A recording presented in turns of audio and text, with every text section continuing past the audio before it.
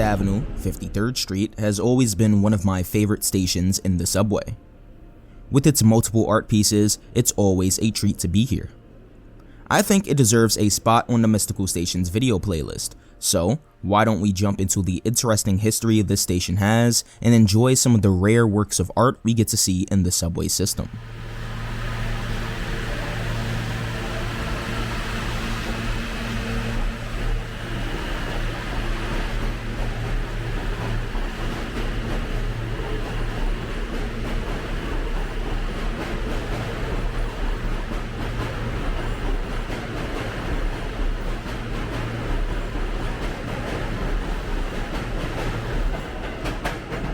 First opened on August 19th, 1933 as a part of the Queens Boulevard line, the 5th Avenue 53rd Street Station has always been served by the E-train service. The original routing of the E had it starting from Roosevelt Avenue on the I&D Queens Boulevard line and running to Church Avenue on the I&D Culver line in Brooklyn. I know, kinda odd to see the E down there, but you'd be surprised to know how many termini that service used to have. At the time, it was one of two services running on the Queens Boulevard line, with the other being the G, and it was the only express service on the line. When the connection from the 6th Avenue line to the Queens Boulevard line opened in late 1940, the F service was created. Similar to today's service, the line ran express in Queens and local in Manhattan and Brooklyn. However, since the 179th Street station wasn't open yet, F-trains started and ended service at Parsons Boulevard. Service through this part of the Queens Boulevard line here in Manhattan, which to avoid confusion I will call the 53rd Street line, stayed mostly the same until the start of the 21st century. On December 17th, 2001, a new connection to the Queens Boulevard line opened. This was the 63rd Street connection, allowing trains running on the 63rd Street line to connect directly to the Queens Boulevard line near the 36th Street station. The opening of this connection saw a few changes to the 6th Avenue services. The F was rerouted via the new 63rd Street connection, no longer serving the 53rd Street line. Instead, a new service was created, named the V, which served 53rd Street.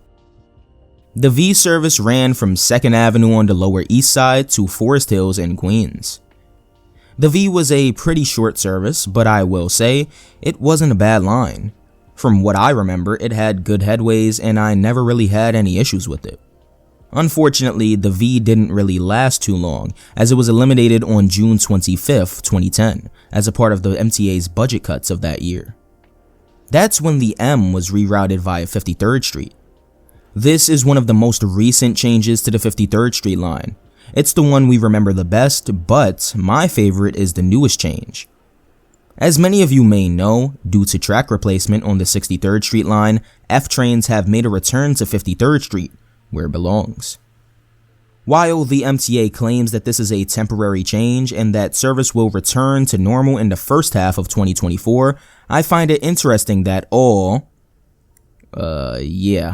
signs around the station have been altered to reflect the service change. Maybe that indicates that it isn't as temporary as the MTA states.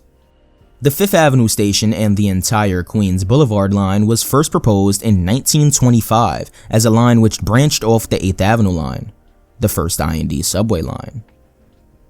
Work started on the Queens Boulevard line in April of 1927, with the 53rd Street tunnel linking Manhattan and Queens under the East River being completed 2 years later. As mentioned before, the station opened on August 19th, 1933, with the first phase of the Queens Boulevard line. The line was built to promote growth in central Queens, and was built in preparation for the high ridership the line would see. Over the years, transit experienced multiple issues with overcrowding. These issues mostly arose at express stations where riders would transfer from local to express services, leaving the local trains empty and the express trains struggling to handle the extra passengers.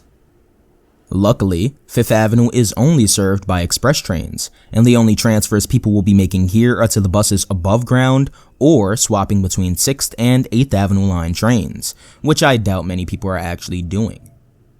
Anyway, this station, like the 50th Street and 7th Avenue stations just down the line, are double leveled, However, unlike 7th Avenue, this station has side platforms instead of island platforms on both levels. The station had a pretty bleak history until 1981, when the MTA listed the station as one of the most deteriorated in the entire system. It was that same year that the MTA created their Culture Stations program, which saw them installing public art in the subway. Transit took this opportunity to completely renovate the station and give it a new look. 5th Avenue was one of only 4 stations to be selected for the program, as the MTA saw its proximity to multiple museums as an incentive to add welcome artwork. Both platforms had new red and white wall tiles installed, along with light boxes which showed information about objects in nearby museums. Renovation work was completed in 1986, however, over the years, more and more artwork was added to continue to inject new life into the station. On the southbound E and F platform, you can find boxes explaining the history of the famous New York City subway typeface, Standard. This was the main typeface transit used in the system prior to the late 1990s, when they switched to using a variation of Helvetica named Neuhaus Grotesque. One of the boxes on the platform reads, "The New York City Subway and the Museum of Modern Art, located just outside of the station, have a long history of collaboration. The 1970 Graphic Standards Manual and the 1972 Subway Diagram were the result of concerted efforts by MoMA curator Mildred Constantine and Transit Authority head Daniel T. Scaniel to unify a complex system of train lines once controlled by different companies. Developed by graphic designers Massimo Vignelli and Bob Norda of Unimark International, their radical approach introduced bold colors, geometric lines, and clear topography to simplify signage and lettering. In 2004, the Standards Manual, the 1972 diagram, and station signage were added to MoMA's collection, cementing the legacy of these now iconic designs. This installation highlights the continued success of original graphic identity with upgraded diagram designs that celebrate the intricate intersecting points of the vast subway network. Unfortunately, while the southbound platform is bright and has art pieces, the northbound platform is dark and boring. It gives off a creepy vibe. Road of subways, anyone? Walking towards the escalators on the western end of the station, we find a newsstand that's unfortunately closed. I wish more stations had some of these newsstands, as they are incredibly helpful on a hot day. I can't count on one hand how many times I've gone to the newsstand at Grand Central on the Flushing Line platforms just for a nice cold drink.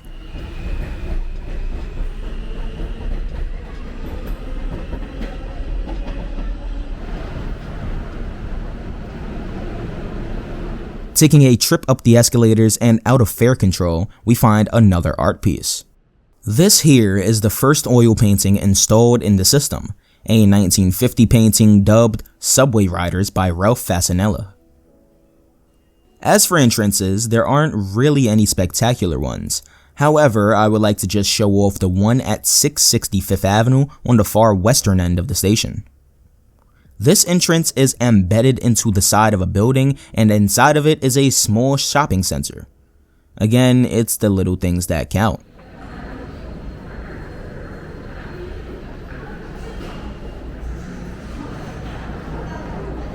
I'd highly suggest coming down to the 5th Avenue 53rd Street Station just to look at some of the artwork on the southbound platform. What are your thoughts on this station? As I've stated before, this is definitely one of my favorites in the system, along with its brother just down the line on Lexington Avenue. Tell me your thoughts in the comment section below, and if you enjoyed this video and you would like to get more from Mystic Transit, like the video and consider supporting me via channel memberships or super thanks. Special thanks to Stuart Guberman for supporting me at the 2 Broadway tier, and Damien's Transit and Health Bar videos for supporting me at the Train Operator tier.